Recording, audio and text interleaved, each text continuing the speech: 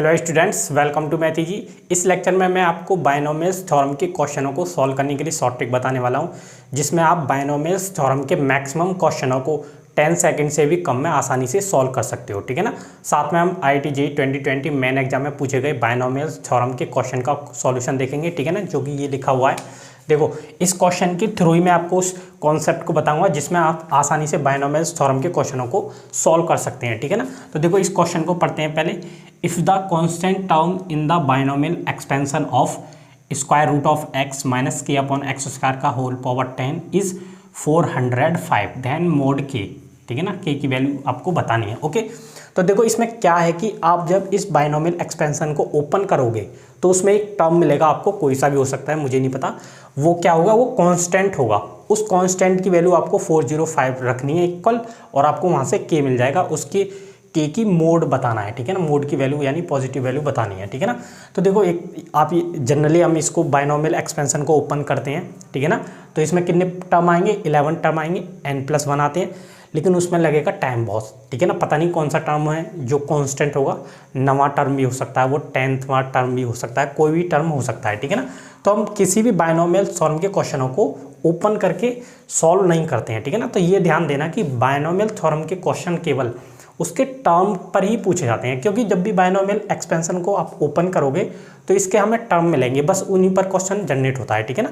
तो आपको क्या करना है कि कभी भी ये इस टाइप से क्वेश्चन सॉल्व नहीं करना है। ठीक है ना, उसके लिए मैं आपको बताने वाला हूँ कॉन्सेप्ट। ओके, तो देखो, ये इन जनरल बायनोमियल एक्सपेंशन लिखा हुआ है, इसको हम इस टाइप से ओपन करते हैं, ये सभी आप जानते होंगे। ठीक है ना, लेकिन ये इसके टर्म होते हैं। ठीक है ना।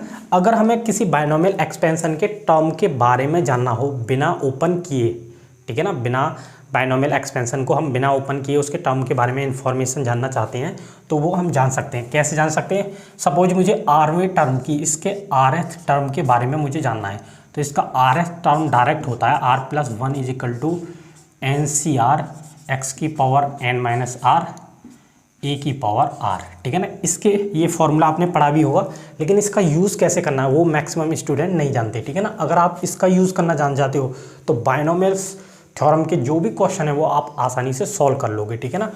तो ये आरवा टर्म होता है। ठीक है ना। अब इसी कॉन्सेप्ट को मैं इस क्वेश्चन को सॉल्व करने में यूज़ करूँगा। इन्होंने कहा है कि एक कॉन्स्टेंट टर्म है इस बायनोमियल एक्सपेंशन में। ठीक है ना। मैं कह देता हूँ, मुझे वो एग्जैक्ट मालूम नहीं है, मैं कह देता हूँ कि वो आरवा टर्म होगा। ठीक है ना। जब आरवा टर्म होगा तो ये वाला फॉर्मूला मैं इस बायनोमियल के लिए ओपन करता हूँ। ठीक है ना। तो देखो, इससे कंपेयर करो। ठीक है ना। x1 यहाँ पर क्या है, √x। ठीक है ना। वैसे तो आपको एग्जाम में ऐसे नहीं करना, मैं तो आपको समझाने के लिए जस्ट कर रहा हूँ। ठीक है ना।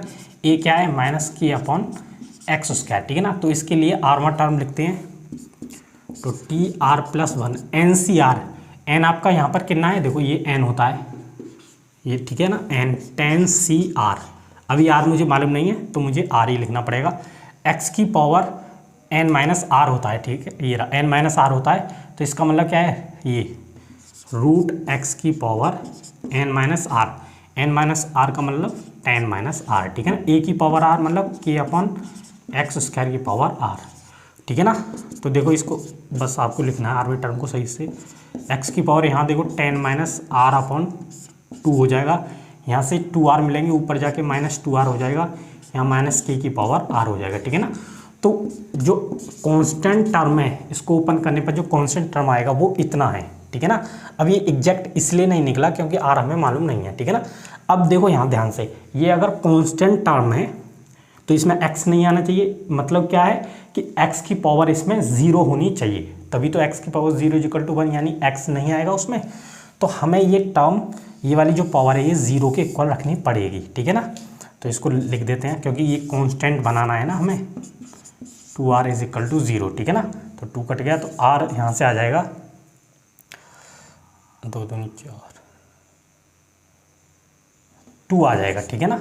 r की वैल्यू यहाँ से आपको 2 मिल जाएगी। तो अब देखो, एग्जैक्ट टर्म जो कांस्टेंट टर्म है वो कितना हो गया, 2+1, यानी कि तीसरा टर्म था जो कि कांस्टेंट था। ठीक है ना। तो इसकी वैल्यू आ जाएगी 10C2 और k की पावर 2 आ जाएगी, और ये वैल्यू हमें कितनी दे रखी है, 405। ठीक है ना। तो यहाँ से देखो, इसको सॉल्व करेंगे तो आसानी से कर सकते हैं। 10 × 2/10 × a 10 × ये 9/2 इंटू के स्क्वायर इज इक्वल टू 405, ठीक है ना। ये कट जाएंगे तो ये आएगा 9 वैल्यू, तो के स्क्वायर आ जाएगा 9, यानी कि के की वैल्यू आ जाएगी ±3, ठीक है ना। तो मोड के कितना आ जाएगा, मोड के की वैल्यू 3 आ जाएगी, तो आंसर आपका सी हो जाएगा, ठीक है ना। तो इस टाइप से आप आसानी से आरवे टर्म को अप्लाई करके किसी भी बायनोमियल थ्योरम के क्वेश्चन को आसानी से सॉल्व कर सकते हो, ठीक है ना।